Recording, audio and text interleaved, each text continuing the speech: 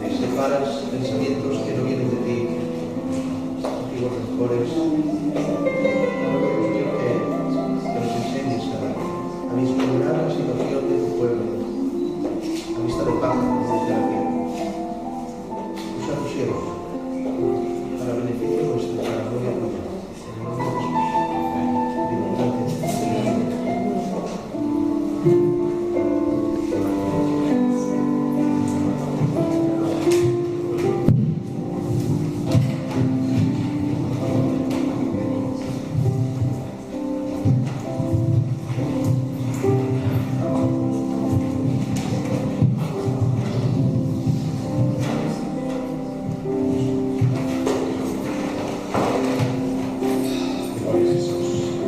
Antes de nada,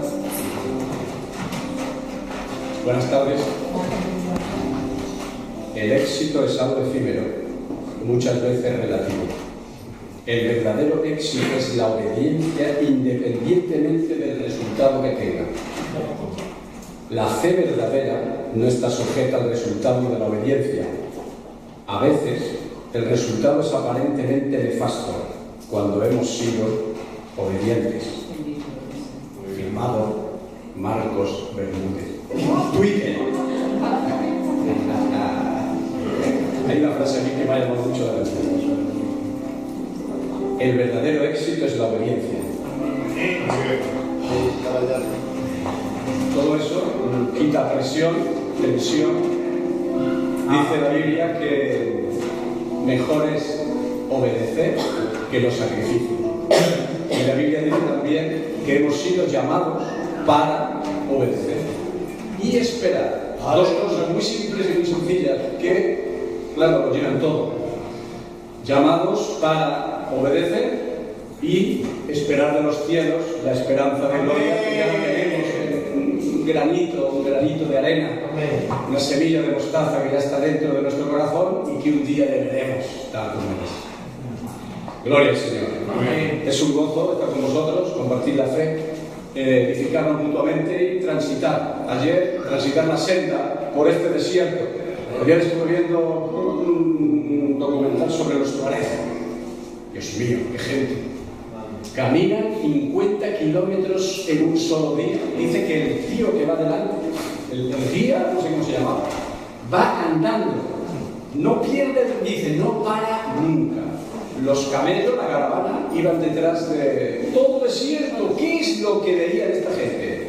¿Sabes lo que veían durante todo el día? Dice que andaban unos 12 a 14 horas diarias. Desde que salía el sol hasta que se pone 50 grados de sol. Ni un árbol. Todo arena. Caminar con una meta fija. Llevar al oasis. Para, como decimos vulgarmente, trapichear, para vender, comprar. Algunas hermanas han estado comprando, vendiendo, ojalá que hayáis vendido mucho. Y cansadas y todo eso, pues fíjate, acuérdate de los tuareg, un pueblo nómada. Y nosotros andamos caminando también rumbo a la patria celestial. ¿No es así, hermanos? Y el desierto, pues a veces nos aflige, a veces encontramos un elín, unas cuantas palmeras y nos regocijamos en el Señor. Pero tenemos que salir otra vez del elín y volver a la arena, al desierto, al sol ese abrasador, a esas sensaciones que tenemos todos en nuestra alma que nos afligen cuando no es por una cosa, es por otra. Pero tenemos una mirada delante de nuestros ojos puesta en el autor de nuestra fe, a quien amamos sin haberle visto. ¿Y no es así, hermanos? Yo creo que hoy tenemos paz. Sí. ¿No es así? Sí. Yo cuando he estado orando y meditando, hay días que uno, por lo que sé, tiene más tensión, no sé, no encuentras el punto. Pero hoy yo lo que sentía en mi interior, en casa, orando y meditando por la reunión, era paz. A paz, dice la Biblia, nos llamó el Señor. Amén. Así que una paz que sobrepasa todo entendimiento, no una paz para la pasividad, sino una paz para el regocijo, para recuperar fuerzas, para estimularnos. y para seguir adelante hasta el último día. ¿Estamos de acuerdo, hermano? ¿Tú crees en Jesús? Amén. ¿Le amas? Amén. Aleluya. Él es la solución de Dios. Para nosotros. Nosotros, ¿qué es el hombre? El hombre pues, es un lío. Un lío. ¿Y la mujer? Un lío de la vida.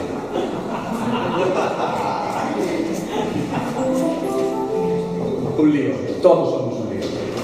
Yo quiero compartir con vosotros, no sé si el hermano Mar ha levantado una expectativa increíble, pero a la misma vez también me dijo, tú hermano, siéntete libre. Claro. Así que quiero leer dos textos, uno que está al comienzo de la Biblia y otro al final. Vamos a leerlos juntos, vamos a cumplir con la tradición, que es una buena tradición, y vamos a poner de pie. Amén. Génesis, capítulo 1 y versículo 1 y 2. Vamos a leer. Si no tienes la Biblia, sí que tienes oído para oír. Amén. Jesús dijo, el que tenga oído para oír, oiga.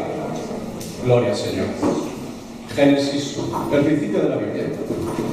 En el principio creó Dios los cielos y la tierra. Y la tierra estaba desordenada y vacía. Y las tinieblas estaban sobre la faz del abismo. Y el Espíritu de Dios se movía sobre la faz de las aguas. Y dijo Dios, y esa voz retumbó en el universo entero y creó todas las cosas. Apocalipsis, capítulo 22, versículo 20. No hace falta que lo busques si no quieres. Son los dos últimos versículos de la Biblia. Dice el autor, el que da testimonio de estas cosas dice, ciertamente, escucha hermano, ciertamente vengo en breve. Amén. Amén. Sí, ven, Señor Jesús. La gracia de nuestro Señor Jesucristo sea con todos nosotros. Amén. ¿Lo crees? Amén. Amén. Amén. La gracia de nuestro Señor Jesucristo sea con todos vosotros. Amén. Puedes tomar asiento, hermano. Gloria a Jesús. De tapa a tapa. Yo no sé si voy a ser atípico esta tarde, pero voy a compartir varias cosas sueltas así, sin entrar excesivamente en el tema de Israel, aunque siempre, si hablamos de la Biblia, tenemos que hablar de Israel de una u otra forma, porque Israel está en la Biblia. ¿Habéis visto la película de La Cruz y el Puñal? ¿La habéis visto? La Cruz y el Puñal. Ni que cruz. ¿Suena? Cuando se convirtió uno que se llamaba Israel, hay una escena que dice, le dieron una Biblia en el púlpito y el tío empezó a leer, Israel, Israel, mi nombre está en la Biblia. Había encontrado su nombre en la Biblia. ¿Qué es la Biblia? Diríamos nosotros, la palabra de Dios. ¿Amén? Amén. Tenemos un tesoro que Dios nos ha dado, queridos hermanos. El tesoro lo tienes en la mano. Muchos han dado su vida para que nosotros podamos tenerlo en la mano hoy. Amén. Y otros están dando la vida hoy también de otra forma. Siempre hay mártires en el reino de Dios. Porque la Biblia, se puede decir mucho de la Biblia, pero podríamos resumirla en diferentes cosas. Yo diría hoy que es la historia de un conflicto y su resolución. La historia de la Biblia, o el contenido de la Biblia, es la historia de un conflicto. Mira lo que hemos leído en Génesis. En el principio creó Dios los cielos y la tierra. Aleluya. Maravilloso. Pero es que en el versículo 2 encontramos un conflicto. Dice, y la tierra estaba como desordenada. ¿Qué ha pasado? ¿Y qué más? Vacía. Y las tinieblas estaban sobre la faz de las aguas, o del abismo, perdón. Y el Espíritu de Dios, ¿cuántas cosas en los versículos? La tierra estaba desordenada. Las tinieblas estaban también.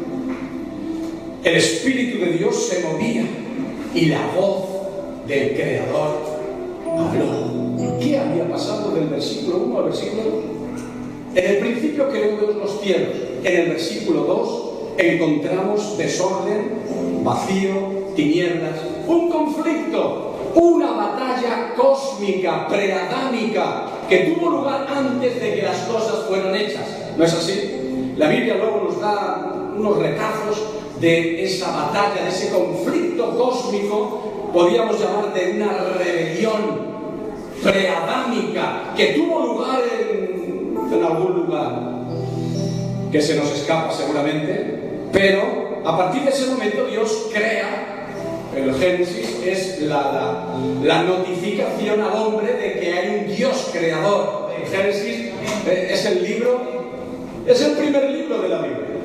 Es el libro que ponen en duda los primeros ateos o humanistas, incluso llamados cristianos teólogos, que de cristianos tienen poco y de teólogos menos. Porque parece que les da vergüenza creer en el Génesis. Si no crees en el Génesis, malamente, muy malamente. ¿Por qué? Porque es el comienzo de tantas cosas que sin ese comienzo no entendemos nada. ¿Amén? Amén. ¿Y sabes qué? Jesús creía en el Génesis. Amén. Aleluya. ¿Tú crees en Jesús? Jesús dijo: yo soy la verdad. Amén. Jesús creía en el Génesis. Yo también. ¿Tú también? Amén. Amén. Y el Génesis nos muestra, o se va desplegando la creación de Dios. Y automáticamente esa rebelión preadámica, podríamos decir, se manifiesta en el tiempo y en el espacio. Porque la Biblia habla de el plan redentor de Dios una vez que el pecado entra a formar parte de la historia del ser humano. Y la Biblia enseña que hay un adversario que viene a oponerse al propósito de Dios. Y lo hace especialmente mediante la idolatría, porque la idolatría siempre es es el robo de la adoración a Dios, podríamos decir. La idolatría tiene muchas ramificaciones, muchas formas, pero sobre todo es querer o pretender robar. Acuérdate que en el profeta Isaías y Ezequiel nos habla de aquel querubín protector que quiso llevaba la adoración y la alabanza, pero un día dijo: yo quiero ser Dios. Y ese mensaje lo vertió en el corazón del hombre y la mujer cuando fueron creados. Seréis como dioses. Dios revela. Mira, la Biblia es la revelación de Dios, ¿sí o no? Amén. Aquí tenemos la revelación, pero también tenemos que la oposición a la revelación de Dios. Esa es la historia de la Biblia. Encontramos el despliegue, el desarrollo del propósito de Dios poniéndose en marcha, y encontramos a un opositor que viene contra el propósito de Dios. Amén. ¿Qué os sabía? Pero la Biblia enseña eso de un sitio hasta el otro sitio, desde el principio hasta el final. Por lo tanto, encontramos un principio básico en las Escrituras: que hay revelación y hay oposición al propósito de Dios. La Biblia la podríamos reducir a dos ciudades, y ya hemos hablado de una aquí esta tarde. Podríamos seguirle la pista al propósito de Dios en la Biblia siguiéndole la pista a Babilonia y Jerusalén. A ver, la Biblia se resume prácticamente en esas dos ciudades. Babilonia representa la oposición a Dios, la idolatría que se levanta contra Dios.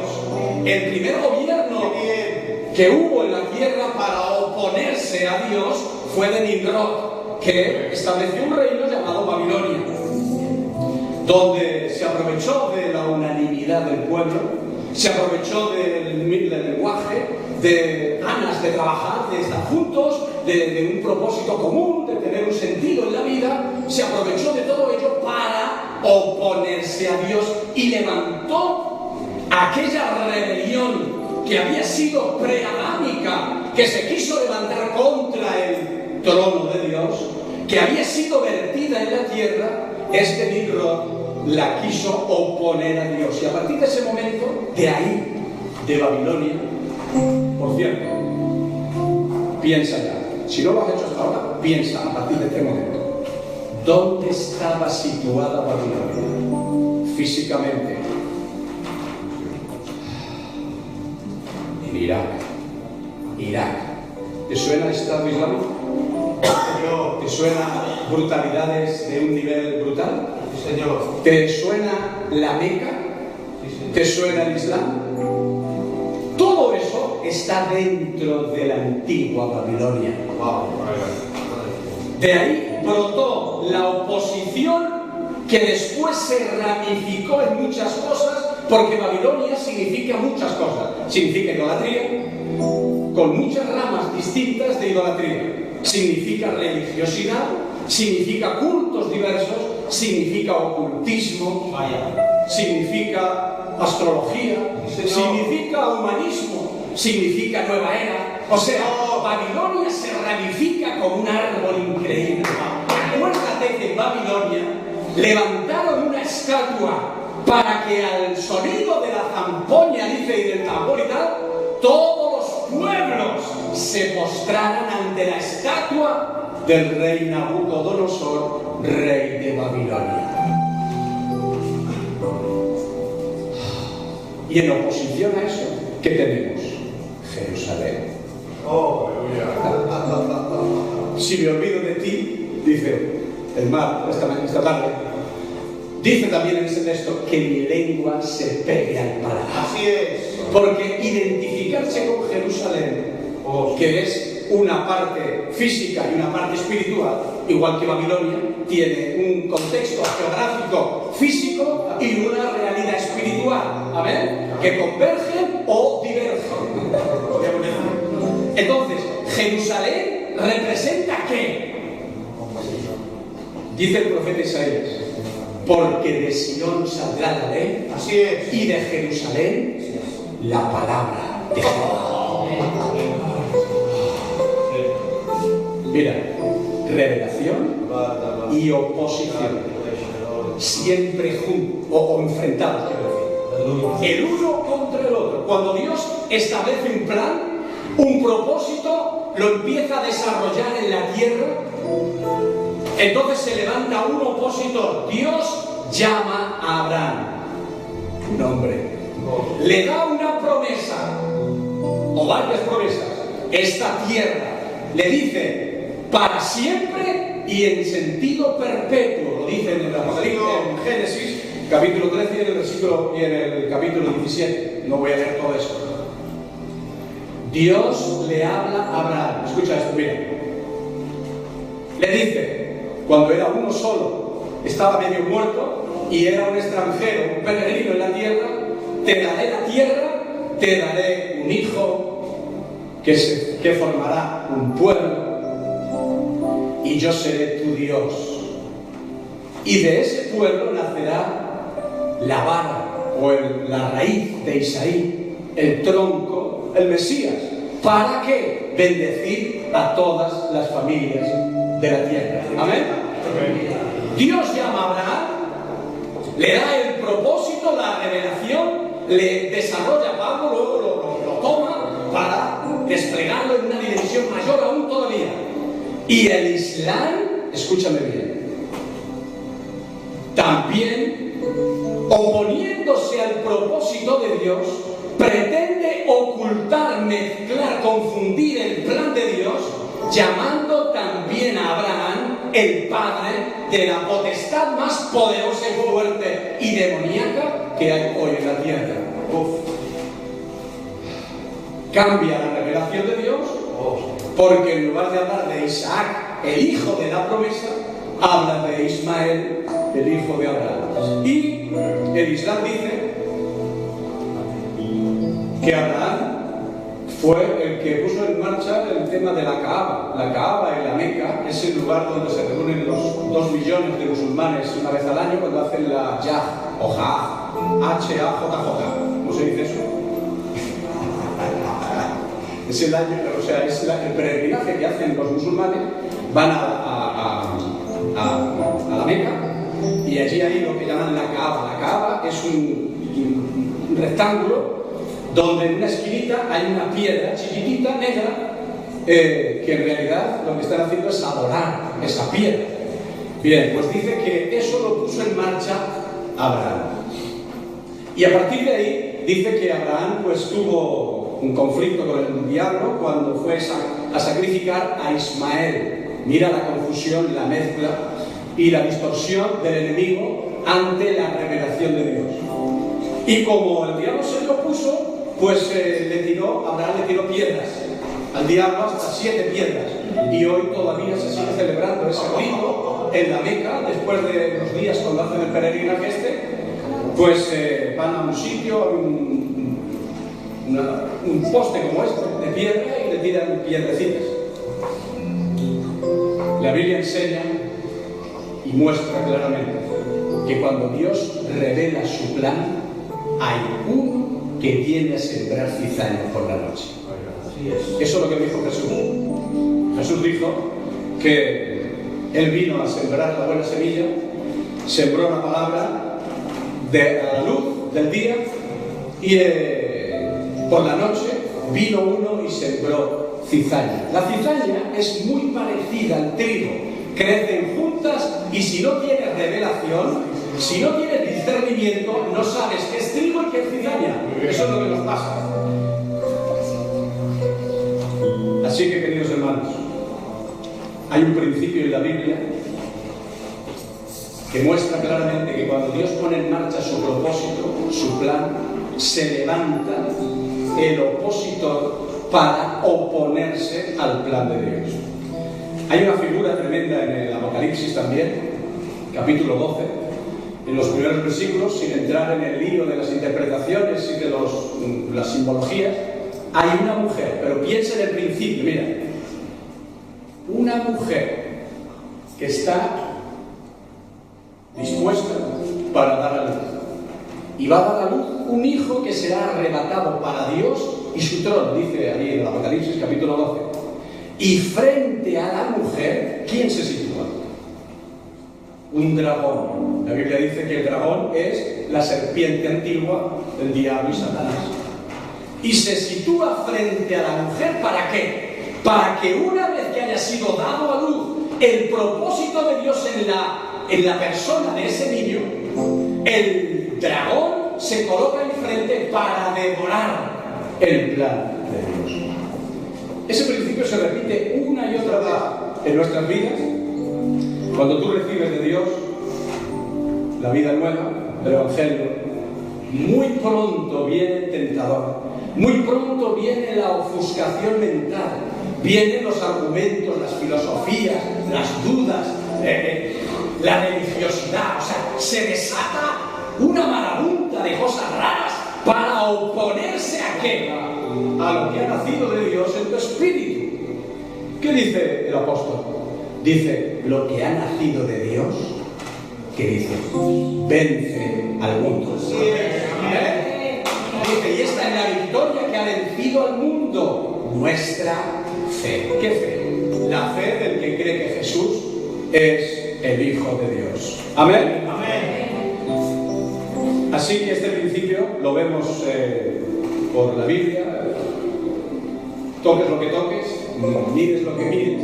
Cuando Dios pone en marcha su plan, hay un opositor. El Apocalipsis muestra y revela que ese adversario un día definitivamente será quitado del medio. Pero hasta que ese día llegue, nosotros vivimos bajo el parámetro o los parámetros de esa situación. Por tanto, tenemos esta ambivalencia: revelación de Dios, oposición al plan. Y en medio de todo esto, dudas, conflictos, quebraderos de cabeza. Esa es la batalla de la fe de la que habla Pablo, que tenemos que librar. ¿Amén? Amén. Gloria al Señor. Si tocamos otros aspectos de la revelación de Dios, encontramos la iglesia, la congregación de Dios, el pueblo de Dios, que hoy, tristemente y en sentido general, tenemos que decir que es una iglesia decadente y mezclada con Babilonia. ¿Estás aquí, hermano? Así es. Porque el propósito de Babilonia es... Mira, si a ti te cogen en un lugar, te dan vueltas A mí sin darme vuelta. A mí me traen por aquí a un sitio, me dejan allí y ya no sé si voy por esta calle o por aquella. Pero si encima te dan vueltas, llegas a un punto de confusión que ya no sabes por dónde andas. Y a partir de ahí es inevitable que puedas caer en cualquier error. Que la mentira y el engaño pueda atraparte de cualquier forma, ¿sí o no? Entonces, viviendo esa mezcla hoy, es fácil entender por qué tenemos el lío que tenemos en lo que llamamos iglesia. Una iglesia en decadencia, mezclada con la idolatría babilónica, mezclada con el humanismo, con la filosofía de todo tipo, renegando de las escrituras. Qué tontos somos. ¿Qué? Así es. Parece que creer en la Biblia, bueno, hoy y siempre, creer en la Biblia parece ser para los tontos. Sin embargo, la Biblia dice que en ella tenemos la sabiduría oculta, la sabiduría de Dios, la que el hombre natural no percibe. Así que no te dejes engañar. Amén. El humanismo actual ha levantado no la estatua de Nabucodonosor, sino ha levantado una sesea, lo que llamamos la razón de ser. Un cerebro en racionalismo, en humanismo, que se levanta en oposición a Dios. En el mundo cristiano tenemos lo que se llama la alta crítica. ¿Qué es la alta crítica? La alta crítica te dice que algunos aspectos del libro de Génesis son fábulas, no son literales. Jesús los creyó literales. Así es. La alta crítica te dice que Jonás, eso de mentirse en el vientre del pez, Jesús creyó que de la misma forma que Jonás estuvo 3 días y 3 noches en el vientre del pez, él también estaría 3 días en el vientre de la tierra. Así es. Gloria a Dios. La alta crítica te dice que el profeta Isaías, el libro del profeta Isaías, lo escribieron 2 personas distintas. ¿Para qué? Todo para anular la revelación de Dios, porque la mente natural no puede percibir las cosas de Dios. La alta crítica también pone en duda el libro de Daniel y dice que en lugar de escribirse en la época de Daniel, se escribió en el año 160 y tantos, anulando y llamando mentiroso al autor del libro de Daniel y poniendo en duda toda la gama de profecías que el libro de Daniel muestra. Así que, queridos hermanos, tenemos todo eso dentro de lo que se llama iglesia mezclada con Babilonia. Y también tenemos lo que se llama el antisemitismo cristiano, que es aquellos que en lugar de ponerse al lado de Jerusalén, aunque no lo entiendan todo, porque yo, hermanos, y yo sé que ninguno de nosotros entendemos toda la complejidad del tema de Israel, pero estas personas, llamados cristianos y algunos teólogos, prefieren colocarse al lado de Babilonia en lugar de colocarse en el lado de Jerusalén. Y hay lo que se llama la teología del reemplazo, para quitar del medio el propósito de Dios dado a Abraham y a su simiente, a su pueblo, a su familia, a la nación que vino de Abraham, que se llama Así es. Israel. Amén. Aleluya. Te darás cuenta que la Biblia muestra este conflicto una y otra vez. Así que toda esa amalgama y muchas más es lo que nos encontramos ahora más que nunca. ¿Por qué? Porque hay internet, hay Twitter, hay Facebook, hay ¿qué más? Hay ordenadores, hay WhatsApp, hay globalización. O sea, ahora las informaciones nos llegan al instante, en un clic-plas. Y viene lo que ha dicho un tonto allí en la última esquina del mundo o un sabio en el otro lado. Tú tienes que escoger si al sabio o al tonto. ¿Y cómo vas a hacer para discernir si no tienes el Espíritu de Dios? Si no tienes morando la Escritura en tu corazón. Si la palabra dice el autor de los Hebreos que es la que nos enseña a discernir el bien del mal. Amén. La palabra de Dios es la revelación de Dios dada a los hombres para que impacte nuestro corazón, para que nos sometamos a Él, al Señor, y para que por la mediación del Espíritu en nuestro corazón podamos entender algo de qué ha hecho el Señor con nosotros. Amén. La Biblia también podríamos decir que es la revelación del plan de salvación en la persona de Jesús. Eso es central en la Biblia. ¿Qué más tenemos en la Biblia? Tenemos, como he dicho, pues Israel y toda su complejidad.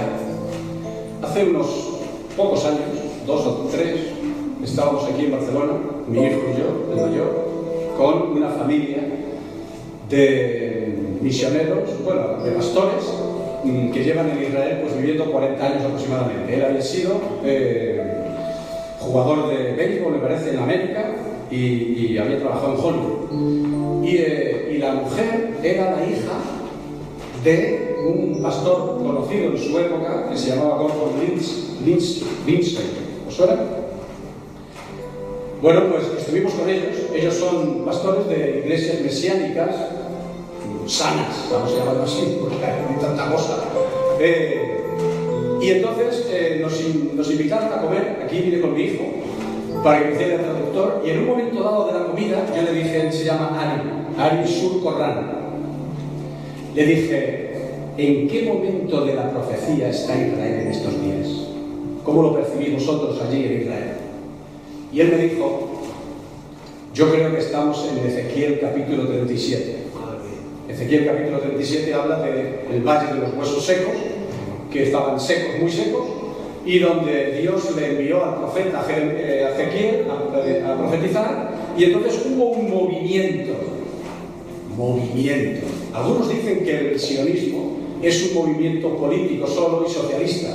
Yo digo que será eso, pero además es un resultado de la palabra profética más segura, porque Dios siempre hace más de lo que nosotros pedimos o entendemos, y hay siempre aspectos que se nos escapan de cómo Dios actúa. Y el profeta Ezequiel, en el capítulo 37 del libro, dice que el Señor le dijo al profeta Ezequiel que profetizara para que se juntaran huesos, tendones, etc.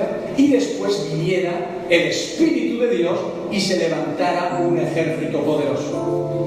El hermano Ari me dijo que estamos en este tiempo, cuando Israel ha vuelto a su tierra, los huesos secos que habían estado secos como mínimo 1800 años, aunque se podía decir mucho de todo eso, volvieron a la tierra que Dios, para que veamos que se cumple la palabra, que Dios le dio a Abraham 2000 años antes más 1800, ¿cuántos años son?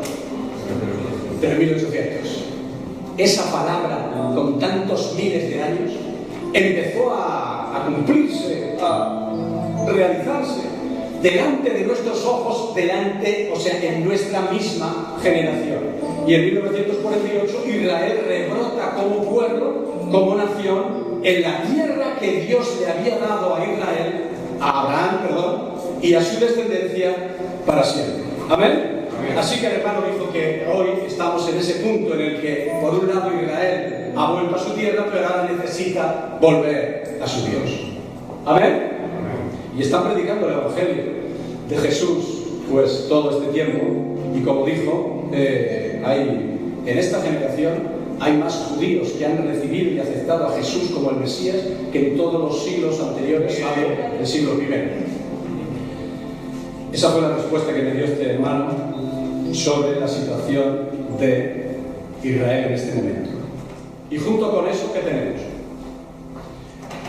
Rebrota Israel en su tierra, 1948, y lo enlazo con el dragón de Apocalipsis capítulo 12, aunque ya digo que las simbologías no van por ahí. 1948, mes de mayo, y el primer día de proclamar David Ben Gurión, el primer presidente de Israel, el Estado de Israel, al día siguiente 5 ejércitos árabes pertrechados tremendamente, con la Liga Árabe a la cabeza en Jordania, que era el mejor ejército que había en la zona, porque había sido instruido por los oficiales ingleses que habían estado allí 30 años en el mandato británico. 5 naciones árabes, musulmanas, para devorar con una proclamación, para devorar a Israel con una proclamación: los echaremos al mar. Wow. Esa era la proclamación. No lo consiguieron, Dios los guardó, los sostuvo, y así hasta el día de hoy. Esto sería muy largo de contar. Hay un libro por ahí escrito que se llama Levín Israel. Si lo quieres leer, lo puedes leer. Amén. Dar un aplauso al Dios de Israel, queridos hermanos.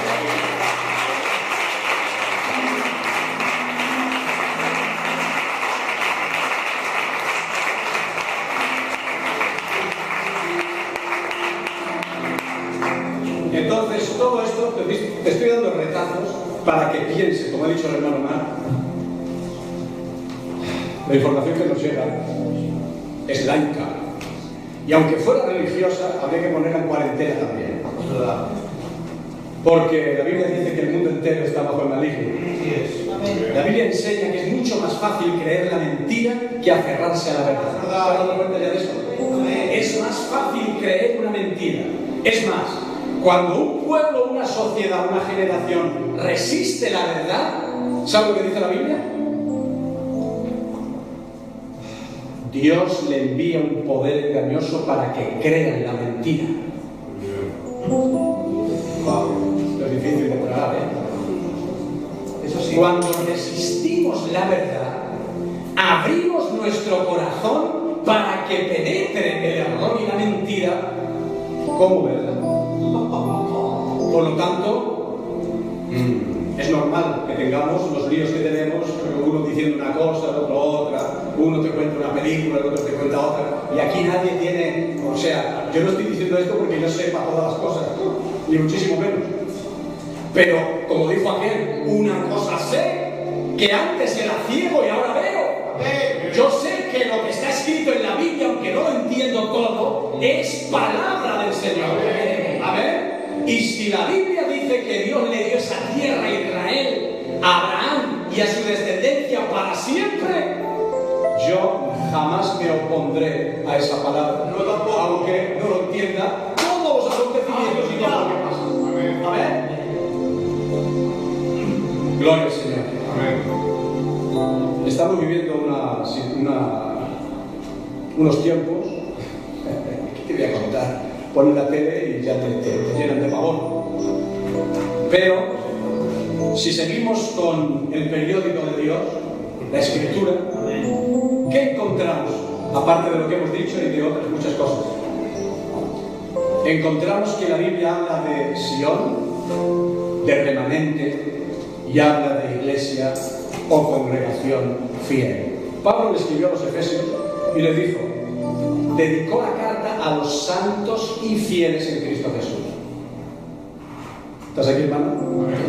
Escribió a los creyentes en Éfeso, pero la dirigió a los santos y fieles en Cristo Jesús. Amén. La Biblia enseña que hay un remanente. Mira, el profeta Elías vivió una situación tremenda en su generación.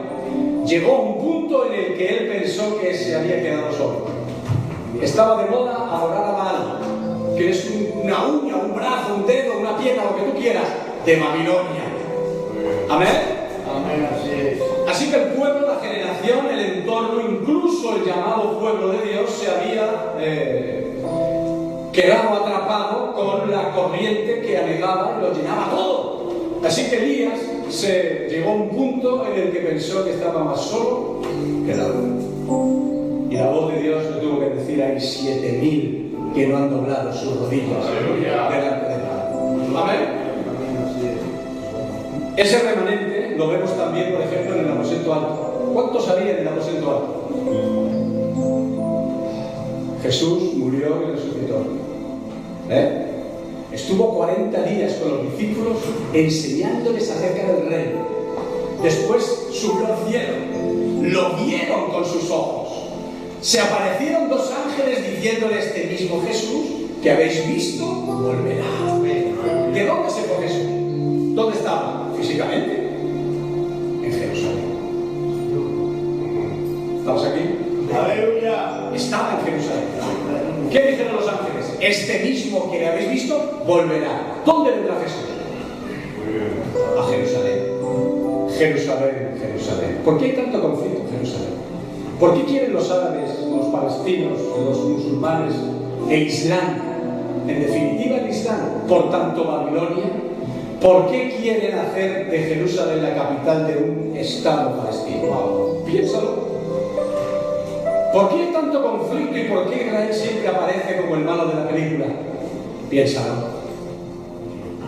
Dice la Biblia, Jesús lo dice, el que lee, entiende. Amén. Amén. Hay un remanente que no se conforma con eso. Dios. Hay desconocidos que no están en las pantallas de televisión. Hay siempre Dios se reserva 120 había en el aposento alto. Y de esos 120, ¿qué hace el Señor? Mira, si hay algo que muestra la Biblia, y muestra muchas cosas, es que Dios escoge lo poco para bendecir a lo mucho. Amén. Dios escogió a Abraham cuando era uno solo. Estaba casi muerto. No había esperanza para su mujer. Había perdido la regla, la menstruación y de todo. Pues en esa situación Dios le llamó, le prometió un hijo y le dio un hijo.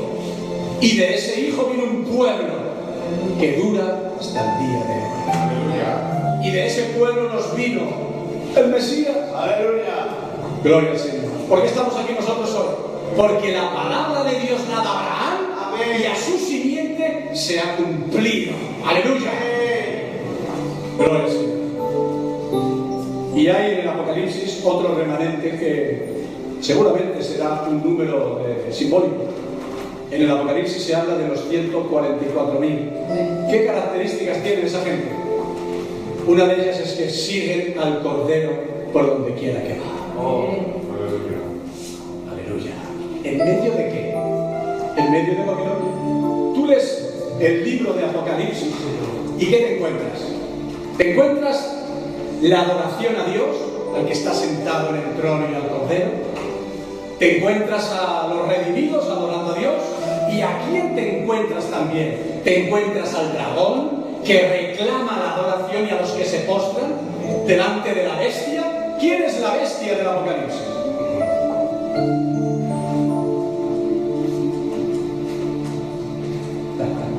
Yo he escrito un comentario al Apocalipsis hace años y lo he titulado, y está en internet, se titula El Islam en el Apocalipsis. Hace muchos años un maestro sueco vino en los años 80 a la provincia de Toledo, donde nosotros trabajábamos, y nos enseñó que no tendríamos que orientar nuestra mirada en cuanto a los últimos tiempos a Roma, sino, escúchame bien, a Irak. ¿Sabe lo que dijo él? Irak es el representante del Islam puro. Eso dijo él. Yo en esa época lo apunté. Poco más podía hacer. No entendía gran cosa. Pero después lo desarrollé algunos de esos pensamientos y él nos enseñó a orientar nuestra mirada en cuanto a los últimos tiempos sobre la potestad llamada Islam, el mundo musulmán. Cuando tú haces eso, la panorámica, la perspectiva cambia mucho. Así que en el Apocalipsis tenemos 144.000 que no han doblado sus rodillas, que siguen al Cordero por donde quiera que va. Y en medio de todo eso, estaba comentando que en el Apocalipsis tenemos la adoración del falso profeta, de la bestia, tenemos adoración a Dios, es decir, que brota de Jerusalén y todo lo que significa, y adoración desde Babilonia, ¿a quién? Pues al que pretendió desde el inicio robarle la gloria a Dios. Amén. Eso es lo que encontramos en el Apocalipsis. ¿Y qué hemos leído?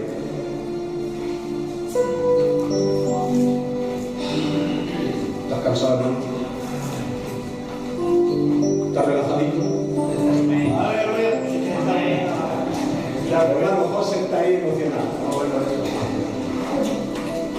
Me ha llamado la atención lo que dice Juan. Dice, y la gracia de nuestro Señor Jesucristo sea con todos vosotros. Amén. Necesitamos la gracia, queridos hermanos.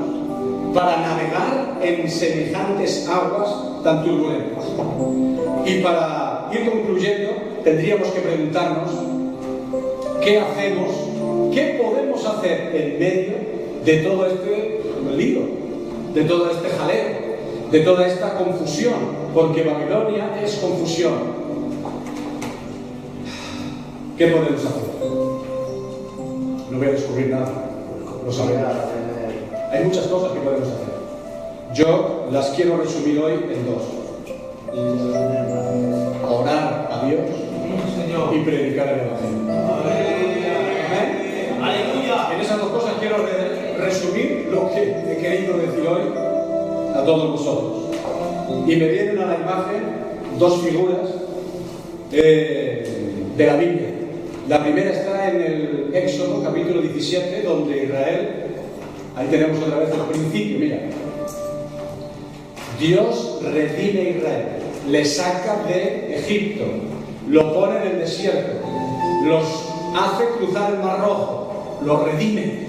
Y más pronto que tarde comienza la oposición.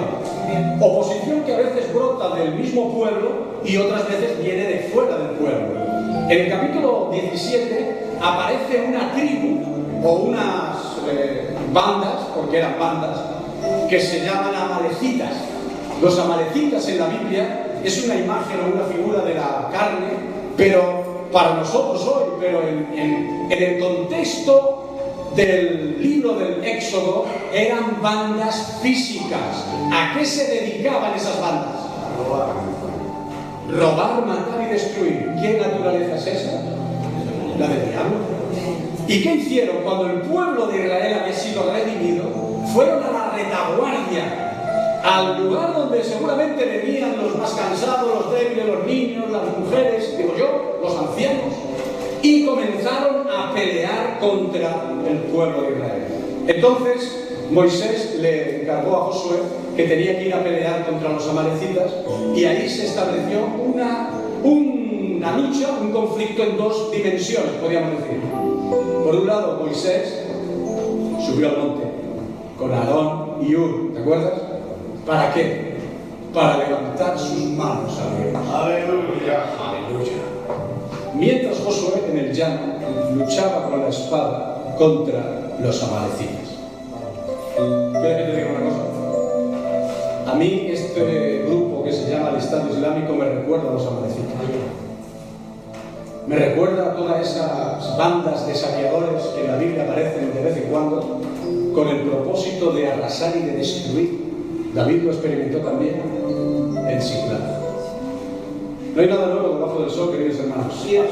¿Qué hizo? ¿Cuál fue la estrategia que usaron el pueblo de Israel para superar a los amalecitas? Orar a Dios. ¿Podemos orar a Dios, hermano? Sí. ¿Sabemos orar a Dios? Sí. Sabemos y podemos y debemos. Amén. Oramos a Dios. ¿A qué Dios? Al Dios de Abraham, al Dios de Isaac, al Dios de Jacob. Amén. Y si avanzamos en la Biblia, vamos a 1 de Timoteo, capítulo 2. ¿Qué nos dice el apóstol? Mira, un repaso muy breve. 1 de Timoteo, capítulo 2. Voy a terminar ya.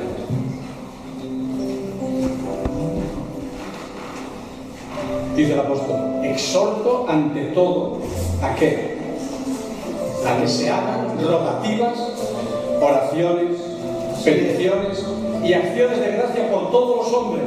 Primera parada, para que lo entendamos bien.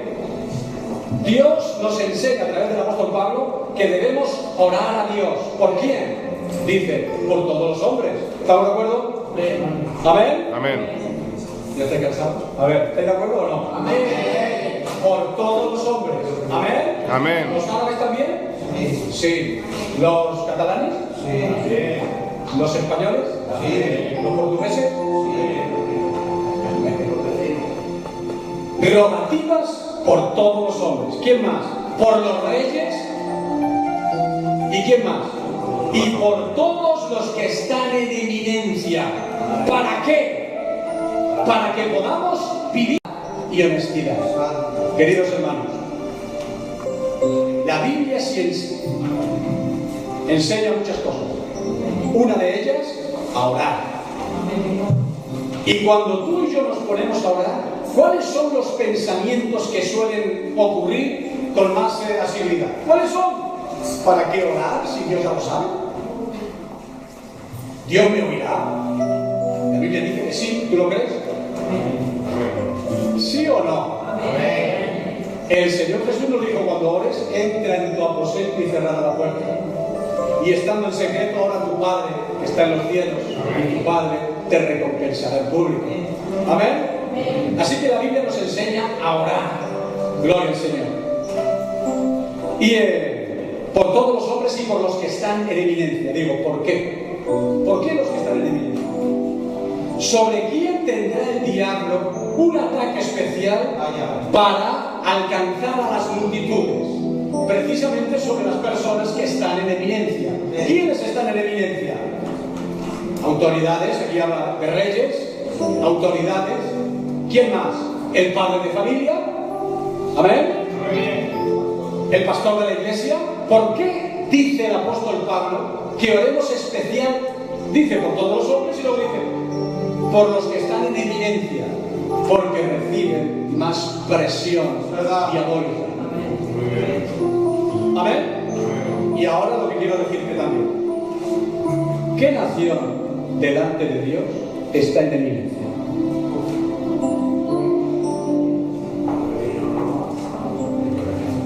¿Qué es estar en eminencia?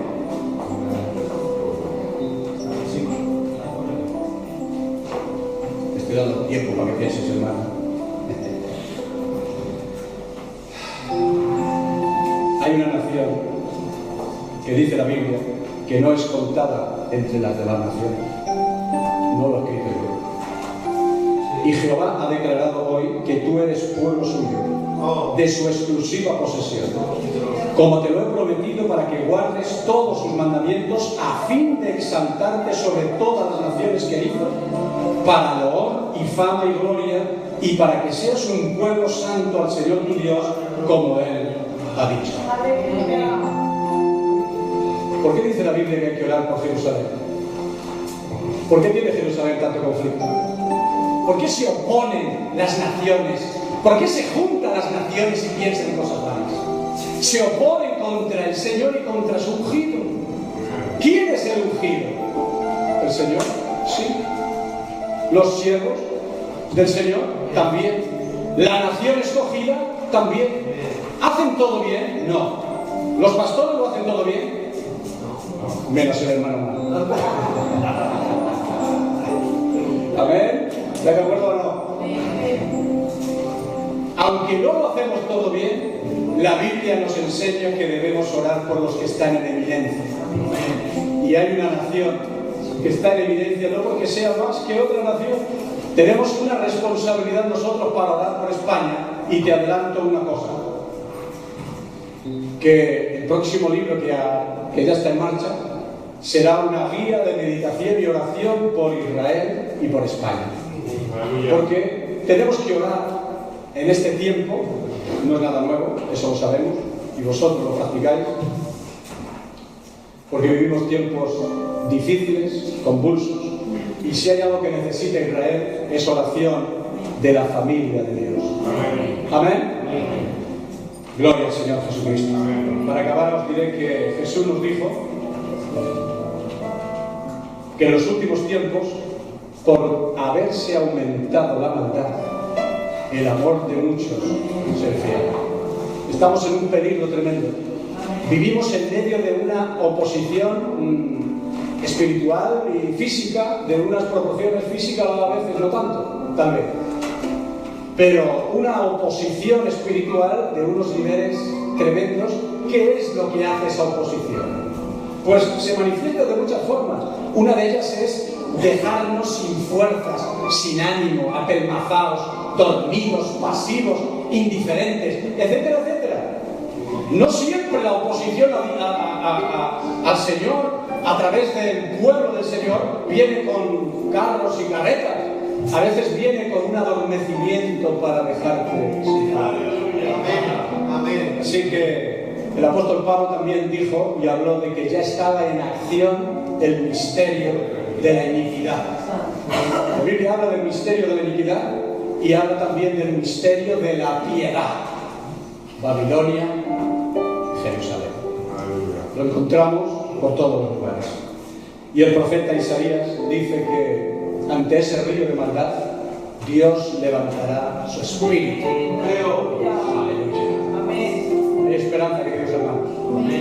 En el mundo tendremos aflicción. Ha leído un hermano que a vosotros os es concedido a causa de Cristo que no solo que creáis en Él, sino que padezcáis por Él. Aleluya. Gloria al Señor. ¿Qué significa padecer? Lo que toque en cada momento. Amén. Pero en medio de esos momentos, nuestra fe debe estar firme en aquel que es el dador de la vida. Aferramos a su manto. Gloria a Jesús. Vamos a orar al Señor. Vamos a dedicar unos momentos para presentarnos delante del trono de Dios una vez más. Gloria a Dios. ¿Te habrás dado cuenta que esa potestad llamada Islam se ha levantado con una violencia inusitada? Una violencia desproporcionada. El mundo entero parece estar bajo la tiranía, el temor, el pánico de estas huestes de maldad. Así que unámonos con Moisés, con Aarón y con Hugo. Vengamos ante el trono de gracia para orar a Dios. Vamos a ponernos de pie unos instantes. Vamos a retener ahí la concentración en nuestro corazón y vamos a orar a Dios. Padre amado, aleluya.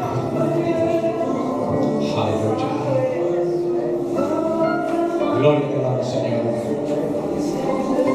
La Biblia dice que donde hay dos o tres congregados, ahí en medio, el Señor está. Si dos o tres se pusieron de acuerdo aquí en la tierra para orar a Dios, Él será hecho por mi Padre que está en los cielos. Vamos a levantar nuestras manos a Dios. Señor, Padre amado, nos afirmamos en tu palabra en esta tarde, en este terreno de lentejas, Señor, con la espada en nuestra mano. Tu palabra es verdad. Tú has hablado, Señor, y has creado todas las cosas.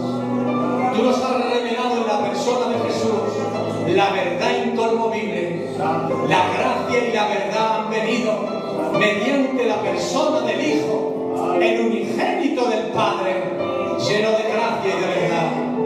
Padre de los cielos, todopoderoso, Dios de Abraham, de Isaac y de Jacob, Padre eterno, Rey del universo, venimos a ti en esta tarde, Señor, a través del mediador, el sumo sacerdote, el que abrió un camino nuevo y vivo, para que podamos acercarnos a ti, para hallar gracia, para hallar la ayuda oportuna.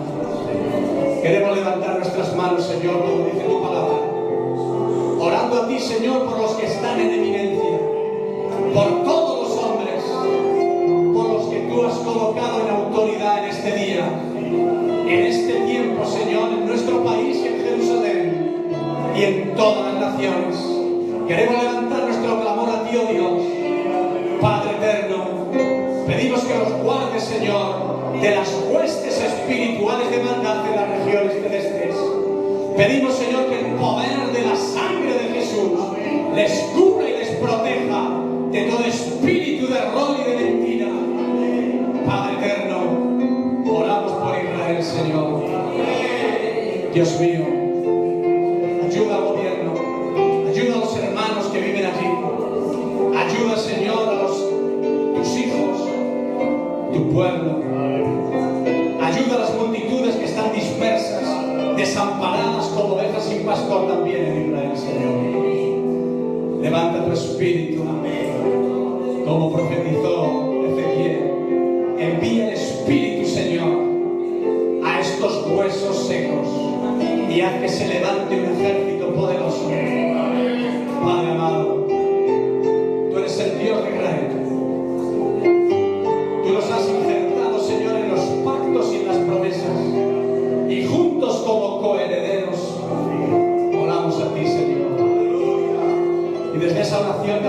elevamos por nuestro país. Señor, líbranos de las turbas, de los amalecitas. Líbranos, Señor, de todas estas personas que quieren aprovechar la crisis para generar un gobierno de maldad. Señor amado, guarda las autoridades. Protégenos, Señor, para que podamos vivir quieta y reposadamente. Dios nuestro, en ti esperamos. A ti oramos.